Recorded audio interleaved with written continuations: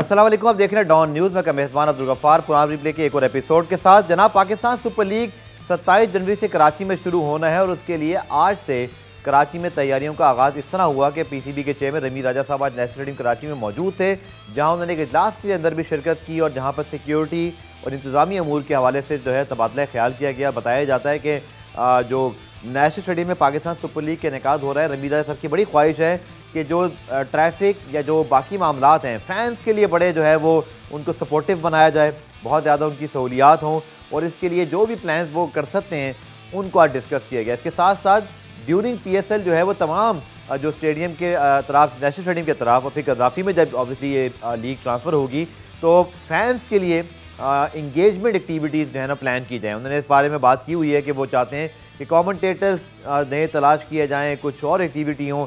इसके साथ साथ जनाब, पाकिस्तान क्रिकेट बोर्ड ने पीसीबी अवार्ड 2021 के लिए आज जो नॉमिनेशंस है उनका ऐलान कर दिया है और हमने देखा कि मोहम्मद रिजवान 5 कैटेगरीज में शामिल हैं। शाहीन शाफीदी ने डोमिनेट किया हुआ है, कप्तान बाबर आजम भी मौजूद हैं। आपके साथ तफसीली बात करेंगे इन नॉमिनेशंस के हवाले से भी, पाकिस्तान सुपर लीग के हवाले से भी। तो जनाब, पाकिस्तान क्रिकेट टीम तो इस वक्त नहीं खेल रही, ऑब्वियसली पाकिस्तान का ऑफ सीज़न है, लेकिन बहुत कुछ है जिस पर बात की जा सकती है, जो कि पाकिस्तान सुपर लीग इस महीने शुरू होनी है। इसके साथ पीसीबी अवार्ड्स हो रहे हैं और फिर नए कोचेज़ के लिए भी इश्तिहार जारी किया जा चुका है। जब ऐसा सिनेरियो होता है कि तमाम जो मामलात हैं उनमें खोज लगाने की बात हो, तो मेरे फेवरेट एनालिस्ट हैं और फिर जर्नलिस्ट भी बहुत अच्छे हैं, मब्दू माजिद भट्टी साहब इस वक्त हमें कराची से ज्वाइन करें। हमारे साहब बहुत बहुत शुक्रिया ज्वाइन करने के लिए। सर, मैंने ठीक कहा कि सीज़न तो इस वक्त हमारा नहीं हो रहा क्रिकेट का, लेकिन बहुत सारी चीज़ें कहीं ना कहीं चल रही हैं और फैंस का इंटरेस्ट भी है और मीडिया के लिए भी तमाम तर जो है कंटेंट मौजूद है। आपकी क्या राय? आज वैसे रमीज़ राजा कराची में भी थे। जी हाँ गफ्फार, आपको पता है कि पाकिस्तान में क्रिकेट हो ना हो, क्रिकेट के हवाले से कुछ ना कुछ खबरें जो हैं वो मीडिया की जीनत बनती रहती हैं और चूंकि 27 तारीख से पीएसएल स्टार्ट हो रही है, उस सिलसिले में भी रमीज़ राजा कराची में हैं। और जिस तरह आपने कहा कि जुमेरात को पीसीबी अवार्ड्स के जो कामयाब खिलाड़ी हैं उनके तो बहुत ज्यादा बैक हैंड पे एक्टिविटीज चल रही है और इंटरेस्टिंग सिनेरियो डेवलप हो रहा है, क्योंकि ये भी कहा जा रहा है कि वो जो ब्लैंक चेक था उसके भी पैसे बांटने का वक्त आ गया है। अब सवाल ये है कि क्या ब्लैंक चेक पे रकम जो थी वो पीसीबी ने लिखी या उन्होंने ब्लैंक चेक दे दिया और खिलाड़ियों ने कहा कि हमें इतने पैसे चाहिए। तो बहुत सारी एक्टिविटीज हैं। मेरे ख्याल में जनवरी का एंड और फिर पूरा फरवरी मार्च का जो महीना है वो क्रिकेट के फ्रंट पर काफी गर्मा गर्म खबरें मिलेंगी हमें। सर, ये जो ब्लैंक चेक की आपने बात की माजिद साहब, ये 37 करोड़ की 2 पिचेस के अलावा है?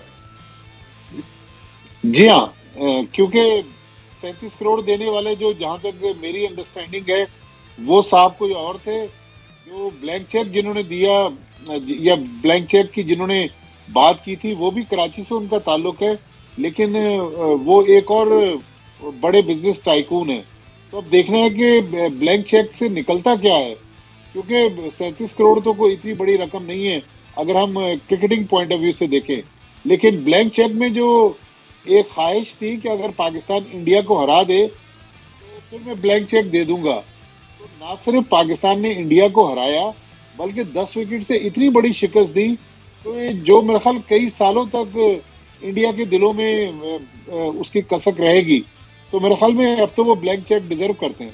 और सर, ये ब्लैंक चेक के हवाले से एक चीज़ बड़ी जिम्मेदारी से आपको रिपोर्ट कर सकता हूँ, वैसे तो आप मुझसे ज़्यादा तमाम मामला से जो है वो आपको खबर होती है।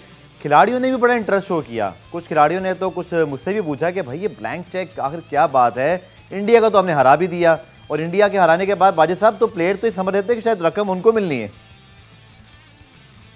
वैसे गफ्फार, मैं आपको जिम्मेदारी से बताऊं, शायद जिन साहब ने ब्लैंक चेक का जिक्र किया था ना, उनके भी जहन में नहीं था कि पाकिस्तान की टीम इंडिया को हराएगी और इतने बुरे तरीके से हराएगी। शायद देखें, बिजनेसमैन तो वरना आपको पता है कि एक एक कदम फूंक फूंक के रखता है। तो इतने बड़े अमाउंट का अनाउंसमेंट हो गया और फिर अब तो जाहिर वादा वफा करने का वक्त है। तो अब देखना है कि इस पहाड़ में से क्या निकलता है। पाकिस्तान सुपर लीग और बहुत सारे मामला हैं जिसमें टीम मैनेजमेंट का भी अब फैसला होना है। माजिद साहब के पास बहुत सारी खबरें होती हैं, कुछ खबरें निकलवाने की कोशिश करेंगे। जनाब, पाकिस्तान क्रिकेट बोर्ड ने अपने अवार्ड्स की नॉमिनेशन का भी आज ऐलान कर दिया है और पाकिस्तान की परफॉर्मेंस बहुत अच्छी रही इस साल, स्पेशली T20 के अंदर। तो रिजवान बाबर, शाहीन टॉप परफॉर्मर्स हैं, हसन अली हैं, इन सबको नामजद किया गया। पीसीबी अवार्ड्स की माजिद भाई, आईसीसी अवार्ड भी इस वक्त जो है वो पाइपलाइन में है, क्योंकि उनकी नॉमिनेशन भी आ गई हुई है, वहाँ भी पाकिस्तानी खिलाड़ी मौजूद है। पीसीबी अवार्ड्स मुझे लगता है पिछले साल भी एकदम आईसीसी अवार्ड्स के फ़ौरन बाद हमने अनाउंस किए थे, थोड़ा पहले कर सकते हैं या ये ठीक है आपके ख्याल में? देखें गफार, चूंकि हमारा डोमेस्टिक सीजन और कायद-ए-आज़म ट्रॉफी का फाइनल जो है वो गालिबन 26 या 27 तारीख को खत्म हुआ है। जी जी। तो मेरे ख्याल में उस वजह से भी ये चीजें डिले हुई हैं।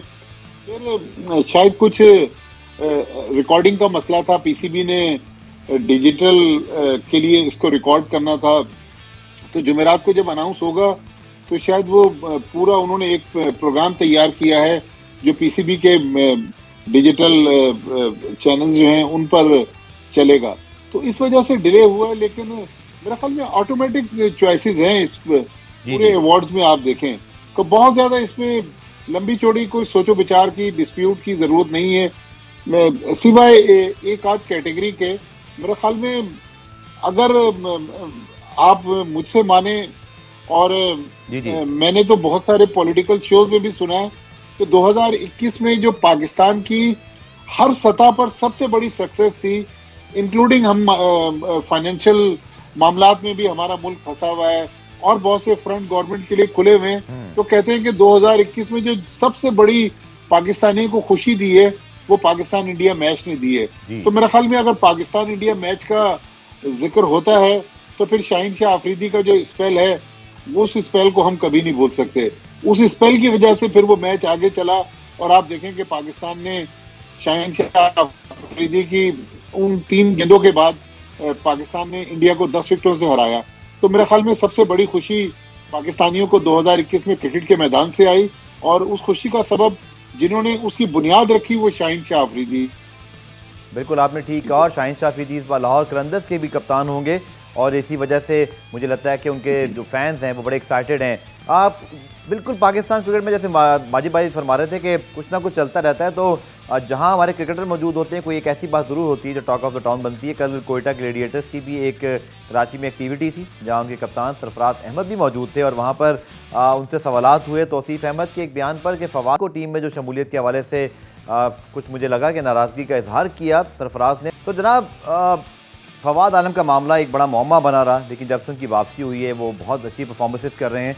तो माजिद भट्टी साहब, आप ही क्या राय है, ये जो सरफराज अहमद ने नाराज़गी का इजहार किया, ऑब्वियसली तौसीफ अहमद उस ज़माने में सिलेक्शन कमेटी के रुकन थे, सरफराज अहमद कप्तान थे, और दोनों तरफ ही बात जाती तो है, और हम ओपन बात करेंगे, सिलेक्शन कमेटी भी सिलेक्ट नहीं करती थी, कप्तान शायद उनके लिए बोलते थे नहीं बोलते थे, कहानी क्या है माजिद साहब, आपको सब पता होता है। और ये कल जो सरफराज ने जिस अंदाज से बात की, clearly he is not happy. देखिए इसमें तो कोई शक नहीं है कि सरफराज अहमद खुश नहीं है, बल्कि आपको लेकिन कह लें या एक इंकशाफ कह लें कि इस वक्त सरफराज अहमद और तौसीफ अहमद के दरमियान टॉकिंग भी नहीं है। देखिए तौसीफ अहमद जब से सिलेक्शन कमेटी से हटे हैं, मेरे दोस्त हैं, आपके भी जाहिर है, हम लोग कराची में रहते हैं, बड़े अच्छे मरासिम हैं, लेकिन अब जो गुफ्तगू कर रहे हैं ना, मेरे सामने ही, मैं उस प्रोग्राम में भी था जिसमें तौसीफ अहमद ने ये बात कही थी कि सरफराज अहमद नहीं, फवाद को उन्होंने साद अली को सिलेक्ट किया। उनसे तौसीफ अहमद से पूछा, मैंने कहा तौसीफ भाई, अगर आप सिलेक्टर थे और आपकी नजर में कप्तान एक गलत प्लेयर को सिलेक्ट करवाया था तो आपने वहां एतराज क्यों नहीं किया? अपना जो इख्तलाफी नोट था वो लिखा आपने शीट पर, लेकिन ऐसा नहीं है अब्दुल गफ्फार। मसला ये है, अब लोगों को मैं ये बताऊं कि साद अली क्यों पाकिस्तान टीम में आए। ठीक है, सरफराज अहमद की लाइकिंग में होंगे, सरफराज अहमद उनको चूंकि उनके क्लब में भी खेलते थे, उनको पसंद करते थे, अच्छे प्लेयर थे, लेकिन उस सीजन में 2018 में जब साद अली पाकिस्तान टीम में सिलेक्ट हुए तो साद अली ने कायद-ए-आज़म ट्रॉफी में सबसे ज्यादा रन बनाए थे। और अगर आपको याद हो 2018 में पीसीबी ने ड्यूक की गेंदों का तजर्बा किया था, पाकिस्तान के बड़े बड़े बैट्समैन जो थे वो ड्यूक की गेंदों पर नाकाम हो गए थे। साद अली कायद-ए-आज़म ट्रॉफी के बेस्ट बैट्समैन थे, तो अगर कायद-ए-आज़म ट्रॉफी के बेस्ट बैट्समैन कामरान गुलाम को हम पाकिस्तान टीम में लास्ट ईयर जब उनको नहीं लिया गया था तो हम बार बार जिक्र कर रहे थे, तो सरफराज अहमद ने ऐसा क्या गलत कर दिया था। लेकिन अगेन मेरा वही सवाल है कि अगर सरफराज अहमद किसी गल की हिमायत कर रहे थे तो सिलेक्शन कमेटी उन्हें ओवररूल कर देती ना। इसी सिलेक्शन कमेटी ने जो इंजमामुल हक, तौसीफ अहमद, अपने वसीम हैदर और वजातुल्लाह वासी पर मुश्तमिल सिलेक्शन कमेटी थी, इसी ने तो फवाद आलम को पाकिस्तान की टीम से बाहर किया था। लेकिन इतना मैं आपको जिम्मेदारी से बता सकता हूं कि तौसीफ अहमद अगर फवाद आलम को शामिल करने के हक में होते तो मेरा ख्याल में, मैंने जो सुना है कि तौसीफ अहमद भी उन लोगों में शामिल थे जो टीम मीटिंग में फवाद आलम को टीम में ना लाने के हक में। चलिए, आपने सही बात की कि अगर उस पर तलाशी नोट लिखते तो एक चीज़ रॉन्ग है। पाकिस्तान सुपर लीग की जनाब बात कर लेते हैं, जो कि 27 जनवरी से इसका आगाज़ हो रहा है। हमने प्रोग्राम के शुरू में आपको बताया था कि पाकिस्तान क्रिकेट बोर्ड के चेयरमैन रमीज राजा साहब भी आज नेशनल कराची में इसीलिए मौजूद थे। एक बड़ा अहम इजलास भी हुआ। पहले माजिद भाई से बात करते हैं, फिर हमें लाहौर कलंदर्स के CEO समीर राना साहब भी ज्वाइन करेंगे। माजिद साहब, ये जो आज मीटिंग हुई है, रमीज राजा साहब ने बहुत बातें की हैं कि वो फैंस को फैसिलिटेट करना चाहते हैं कि कम से कम तमाशाइयों को जो है वो प्रॉब्लम हो। वेस्ट इंडीज़ सीरीज़ में तमाशाई बहुत कम आए थे, तो ये फ्रेंचाइज के लिए भी कंसर्न हो सकता है और हमारे लिए भी था कि उतनी एक्साइटमेंट बिल्ड नहीं हुई थी। क्या लगता है सर, क्या खास जो है वो रमीज राजा साहब करना चाहेंगे PSL में, और आज की जो मीटिंग भी हुई? पिछले करने कराची आए थे जब रमीज राजा और फैसल हसनैन ने प्रेस कॉन्फ्रेंस की थी। जी। उस दिन मैंने उनसे पूछा था कि आप क्राउड के लिए क्या करना चाहते हैं, क्योंकि कराची क्राउड के लिए बहुत दूर से आना पड़ता है, लंबी लंबी लाइनों में लगना पड़ता है, फिर रात को वो घरों को 5-5 किलोमीटर। कराची में लॉ एंड ऑर्डर का भी इशू है, लोगों को डर रहता है कि वो लुट जाएंगे, ग्राउंड में खाने की चीजें नहीं है और बहुत से मसाइल हैं। तो रमीज राजा साहब ने कहा था कि नहीं, मेरे पास एक कॉम्प्रिहेंसिव प्लान है और हम कोशिश करेंगे कि जो और सिंध गवर्नमेंट है उनके साथ मिलकर ज्यादा से ज्यादा क्राउड को फैसिलिटेट करें। तो आज जो मुराद अली शाह साहब से मीटिंग थी, उसमें उन्होंने उसी मुद्दे को, जो मुझे पता चला है कि रखा है कि तमाशाइयों को ज्यादा से ज्यादा सहूलतें दी जाए और कम से कम उनको तकलीफ बर्दाश्त करना पड़े। फिर मुराद अली शाह का एक पुराना पॉइंट रहा है, उसको बार बार उसका तज़किरा करते हैं कि सुनने में आया कि हैदराबाद में कोई बड़ा होटल भी बनने जा रहा है या बनने के लिए तैयार है। तो मुराद अली शाह ने यकीन दहानी कराई है कि हम वो टीमों को मैच के इंतजाम प्रोवाइड करेंगे, आप न्याज़ स्टेडियम में भी इंटरनेशनल मैचेस करवाएं। तो बेसिकली ये मीटिंग थी। लेकिन मेरा ख्याल में रमीज राजा साहब को सहूलतें फराम की जाए। लेकिन गफ्फार, जो इस वक्त कंसर्न की बात है कि परसों कराची में कोरोना का जो रेशो था वो 2 था जी, हो गया, आज 9 तक पहुंच गया है। में ओमिक्रॉन के जो ये वेरिएंट है, ये जिस तरह कराची तेजी से, तो खुदा न खास्ता ऐसा ना हो कि पाकिस्तान क्रिकेट बोर्ड को तमाशाइयों को महदूद करना पड़े या तमाशाइयों को NCOC अलाउ ना करे। तो मेरा ख्याल 27 तारीख तक बहुत सी चीजें जो हैं उनसे पर्दा उठना अभी बाकी है। बिल्कुल, आपने ठीक कहा। और लाहौर कलंदर के chief operating officer Sameer Rana साहब इस वक्त मौजूद है। समीर भाई, बहुत बहुत शुक्रिया ज्वाइन करने के लिए। कुछ मैं ड्राफ्ट के हवाले से भी सवाल करना चाहता था, लेकिन जो माजिद साहब ने बात की, ये पूरी दुनिया में हो रहा है। हमने देखा कि स्पोर्ट्स एक्टिविटीज़ जो है ना, कहीं BBL के अंदर भी बहुत सारे केसेस आए हैं। फ्रेंचाइजी सर क्या सोच रही हैं, क्योंकि ये कंसर्न तो है, जिस तरह अब ये राइज हो रहा है कराची में 100% क्राउड की बात तो ज़रूर हुई थी, लेकिन माजिद साहब की बात से मैं एग्री करता हूँ कि 27 तारीख दूर है और सिचुएशन तब्दील भी हो सकती है। Thank you very much Gaffar भाई और अस्सलाम वालेकुम माजिद भाई। बिल्कुल सही कह रहे हैं आप। कोविड की सिचुएशन जो है वो अब हम सब के सामने है और पूरी दुनिया में है। तो लेकिन एक बात तो कंफर्म हो चुकी हुई है कि अभी कोविड के साथ ही हमें अपनी चीज़ों को प्लान करना है, बिकॉज कोविड अभी अनकरीब फ्यूचर में तो कहीं जाता नज़र नहीं आता। तो लिहाजा मेरे ख्याल में इस दफ़ा जो इंतजाम हैं हमारे वो पहले से बेहतर हैं। तो PSL के निकात को मैं कोई ख़तरा नहीं देख रहा, क्योंकि आप देखें जिस तरह बिग बैश भी अभी हो रही है, बावजूद इसके कि कोविड के केसेस हैं, तो PSL होती हुई तो मुझे डेफिनेटली नज़र आ रही है। उसमें ऑब्वियसली हमें थोड़ा केयरफुल रहना पड़ेगा और उसी सिलसिले में एक सेपरेट होटल जो फुली बुक किया है पीसीबी ने, आई थिंक ये बहुत अच्छा एग्जाम है। ठीक है सर, अब सप्लीमेंट्री ड्राफ्ट होने हैं, उसके हवाले से लोग बहुत सारी बातें जो हैं वो पूछना भी चाह रहे हैं। मैं क्या सोचा आपसे ज़रूर पूछें ऑन रिकॉर्ड। एक तो राशिद खान आपकी सबसे बड़ी साइनिंग है, बट एक सीरीज़ आनी है, मैं आपसे ऑफ द रिकॉर्ड भी 2-3 मरतबा इस हवाले में पूछता रहा हूँ। ये तो वो बता दीजिएगा सर, दूसरा सप्लीमेंट्री ड्राफ्ट में जैसे साउथ अफ्रीका के जो प्लेयर्स हैं उनकी एक सीरीज़ होनी थी और लीग होनी थी, वो नहीं हो रही। सो कोई मेजर हम एडिशन देख रहे हैं जो सप्लीमेंट्री ड्राफ्ट होने जा रहा है? जी, राशिद खान की जहाँ तक बात आपने की तो मैं आपको बताता चलूँ, राशिद अवेलेबल हैं, वो डेफिनेटली आ रहे हैं। अब ऑब्वियसली जो एडलेट स्ट्राइकर की टीम है उसकी परफॉर्मेंस पे डिपेंड करता है, बट आई थिंक जो उनकी अफगानिस्तान की सीरीज है वो भी कंफर्म नहीं है। तो as per my knowledge he is available and he will be fully available अगर एडलेट स्ट्राइकर जो है वो प्ले ऑफ्स तक नहीं पहुँचती। अभी वो बॉटम पे हैं तो चांसेस भी उनके कम ही लग रहे हैं पहुँचने के। तो मेरा ख्याल में तो राशिद जो है वो डेफिनेटली अवेलेबल। और सर ये साउथ अफ्रीका जो उनके प्लेयर्स हैं बड़े, जैसे मिलर भी थे, आपने एक्सप्लेन किया था कि बड़े कम दिनों के लिए थे इसलिए कहीं भी पिक नहीं हुए, इसी तरह शम्सी थे, बट उनकी भी एक लीग नहीं हो रही। सो क्या सप्लीमेंट्री ड्राफ्ट में कुछ हम एडिशन देख सकते हैं प्लेयर्स का जो ये पहले मौजूद थे या पिक नहीं हुए थे? कोई तब्दीली है सूरत हाल में? जी, अभी हमारी डेफिनेटली पीसीबी की बात चल रही है क्रिकेट साउथ अफ्रीका से, और ये डिस्कशन हो रही है क्योंकि मजानजी सुपर लीग जो है वो अब कैंसिल हो गई है, तो उनके जितने बड़े प्लेयर्स हैं वो सारे अवेलेबल हैं। अब वो फुली अवेलेबल हैं या पार्शली अवेलेबल हैं, ये अभी पीसीबी उनसे डिस्कशन कर रहा है। हमारे साथ उनकी बात हुई थी, हम सब ने इस चीज़ को वेलकम किया है, सब फ्रेंचाइजीज ने, कि अगर पाकिस्तान सुपर लीग में बड़े नाम आते हैं, जैसा रबादा हैं या क्विंटन डिकॉक हैं या नोकिया हैं या उनके मार्कम जो प्लेयर हैं, बड़े बड़े नाम जो हैं वो अगर आते हैं तो डेफिनेटली हम सब फ्रेंचाइजीज जो हैं इसको वेलकम करेंगे, और उसके लिए अगर हमें ज़्यादा बजट अरेंज करना पड़ा तो वो भी करने के लिए तैयार। बहुत बहुत शुक्रिया समीर साहब इस इन्फॉर्मेशन के लिए भी, और बेस्ट ऑफ लक आपकी टीम को भी।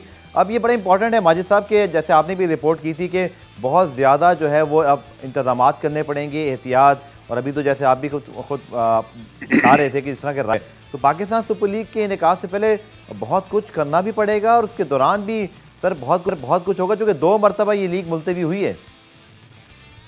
देखिए गफार, जो मैं सुन रहा हूँ कि एक तो जिस तरह अभी समीन भाई कह रहे थे कि पूरे होटल्स बुक करवाए जा रहे हैं, और पीसीबी ये भी कोशिश करा है पाकिस्तान के 20, 25, 30 खिलाड़ी, लाइक मैं ऐसी मिसाल के तौर पे फवाद, सद शफीक और इस तरह के बहुत सारे नाम जो हैं जो पाकिस्तान में क्रिकेट खेलते हैं, उनको भी आइसोलेशन में रखा जाए team hotels. Case of emergency suppose करें, अब ये जिस तरह भी बिग बैश हो रहा है, प्लेयर्स पॉजिटिव हो रहे हैं, उनको आइसोलेशन में भेज रहे हैं और उनका रिप्लेसमेंट ऑलरेडी उनके पास मौजूद है। एक तो ये मेरे ख्याल में पाकिस्तान क्रिकेट बोर्ड इस नुक्ते पे भी सोच रहा है कि 25-30 प्लेयर जो हैं उन रखा जाए इन केस ऑफ इमरजेंसी, के किसी टीम के प्लेयर अगर पॉजिटिव हो जाते हैं तो फिर उनको आइसोलेट करके उनका मुतबादिल जो है वो ऑलरेडी होटल में मौजूद हो, जो टीम चाहे मुझे फॉर्म प्लेयर चाहे प्लेयर उसको दे दिया जाए।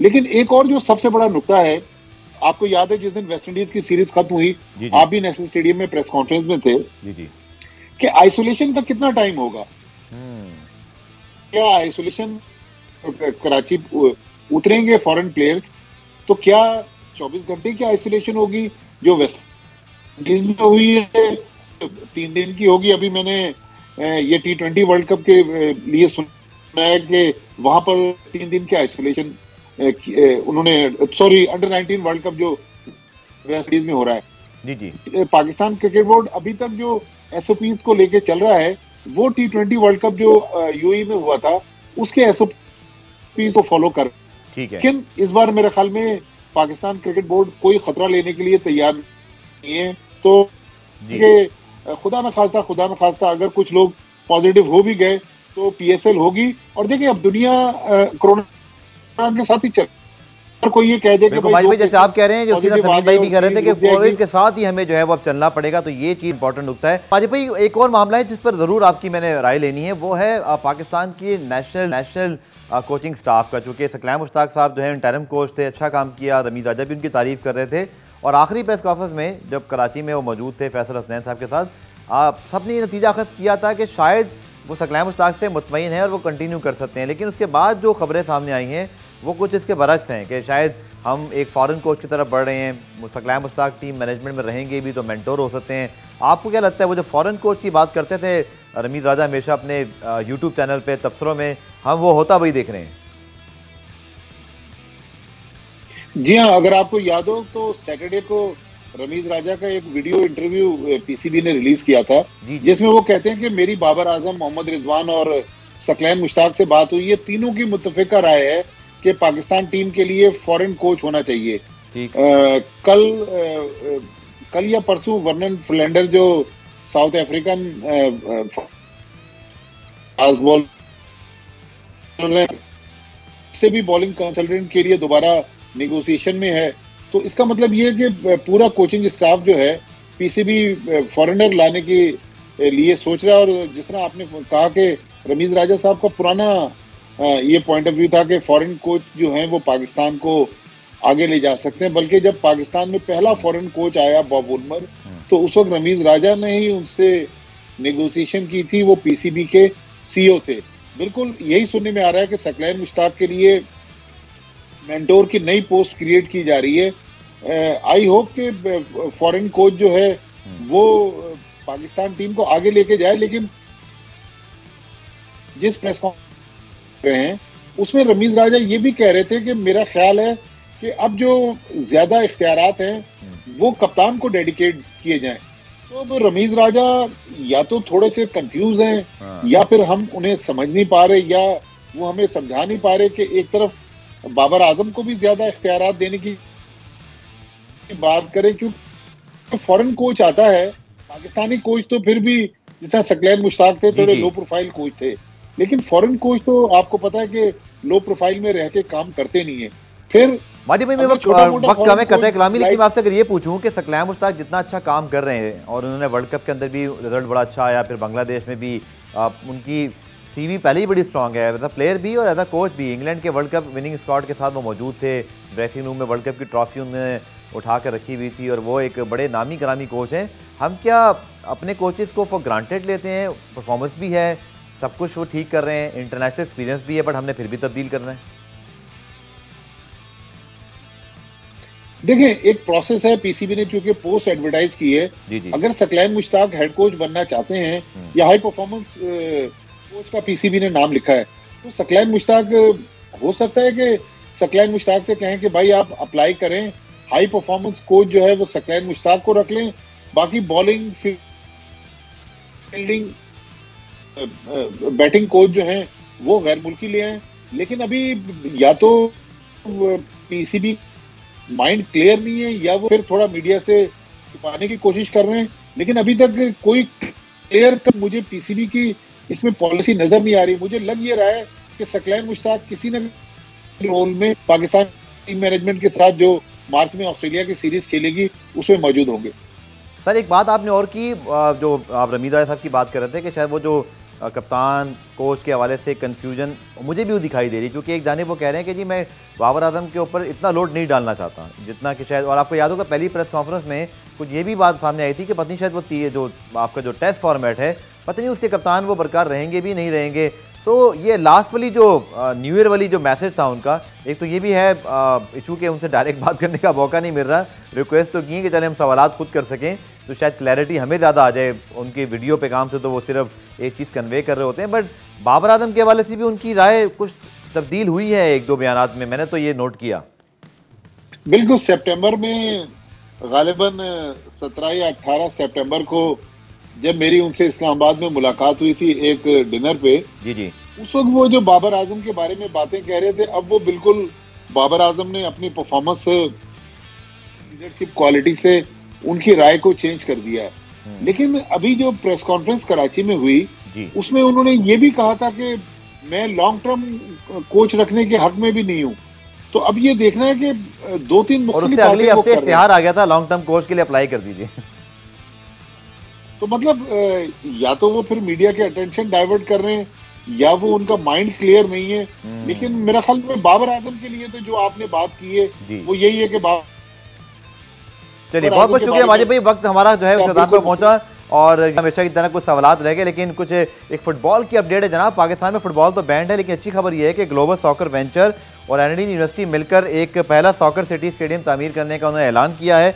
और स्टेडियम के लिए GSV और एनडी यूनिवर्सिटी के दरमियान 10 साल का मुआहिदा भी तय पा गया है और 12 मिलियन अमरीकी डॉलर से ये सरमायाकारी की जाएगी। और आपको याद होगा माइकल ओवन भी इसी लीग से वाबस्ता हैं और कोशिश की जा रही है कि सॉकर सिटी में फीफा की बैनुल-अक़वामी मेयार की सहूलतों के मुताबिक तमाम तर चीज़ें प्रोवाइड की जाएँ। लेकिन साथ साथ मैं होप करता हूँ कि पाकिस्तान में फ़ुटबॉल भी जो है वो नॉर्मलाइजेशन की तरफ बढ़े और नॉर्मलाइजेशन कमेटी के साथ साथ पाकिस्तान में फीफा की जो सस्पेंशन है कम अज़ कम वो लिफ्ट हो। तो फिर ये जब इवेंट होंगे, जैसे कि ग्लोबल सॉकर वेंचर आपके सामने इस वक्त मौजूद है, स्क्रीन पर इसका लोगो भी, जब ये इवेंट होंगे तो मुझे लगता है ज़्यादा अच्छे अंदाज से हम उसको सेलिब्रेट कर सकेंगे। और इसके हवाले से मज़ीद जो अपडेट्स हैं वो आने वाले प्रोग्राम में इंशाल्लाह मैं आपको फराहम करूँगा, क्योंकि फुटबॉल के अंदर एक लीग शुरू होने जा रही है और इसमें हमारे जो नौजवान फुटबॉलर हैं उनको काफ़ी फ़ायदा होगा। प्रोग्राम रिप्ले आज देखने का शुक्रिया। कल दोबारा से मुलाकात होगी, तब तक के लिए अल्लाह हाफ़िज़।